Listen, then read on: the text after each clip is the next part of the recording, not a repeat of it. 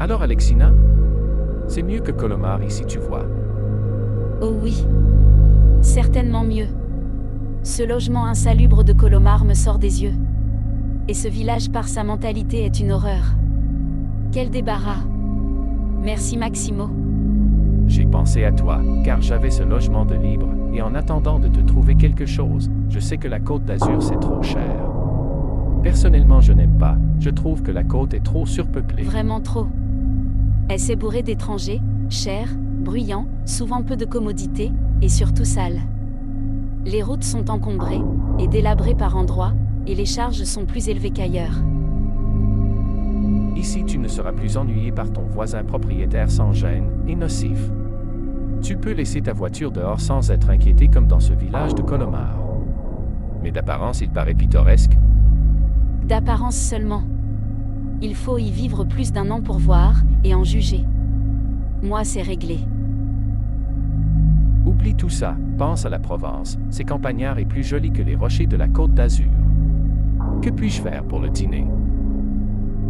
Eh ben, c'est toi le chef. J'ai envie de poisson doré à la poêle. Très bien. Que dirais-tu d'une sole meunière, en sauce crème citron, avec des frites croustillantes, mais en entrée, nous avons des tourteaux décortiqués en sauce alguée et tomates fraîches en dés et mayonnaise, pour accompagner le poisson, en fromage un roitelet bleu aux noisettes, et en dessert des abricots caramélisés de mets de vanille glacée, enlacés d'aiguilles en pâté d'amandes pistaches et framboises. Ça vous conviendrait? Difficile de dire que c'est trop. Je suis gourmande.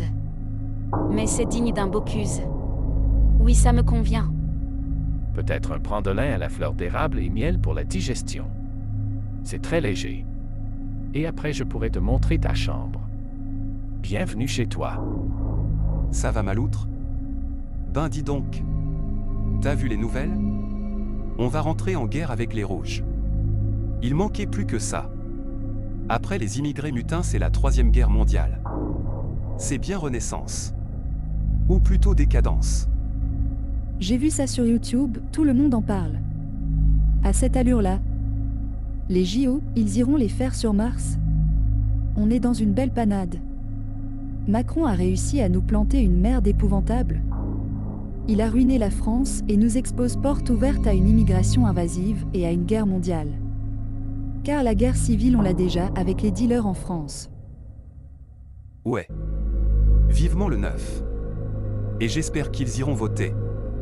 Car là cette opération survie, il ne faut pas être trop con, pour ne pas comprendre le minimum, que nous sommes exposés à du n'importe quoi avec ce merdeux Macron d'imposteur prétentieux et incapable.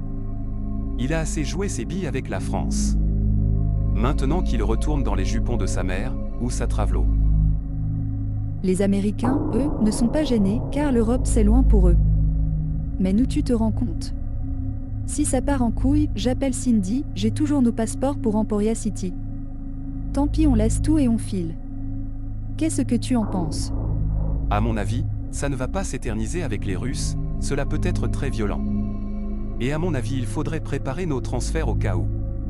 Moi j'ai gardé la ferme là-bas à Emporia, et il y a un abri anti-atomique, cela ne serait peut-être pas utile, si la situation s'arrange, mais j'en doute.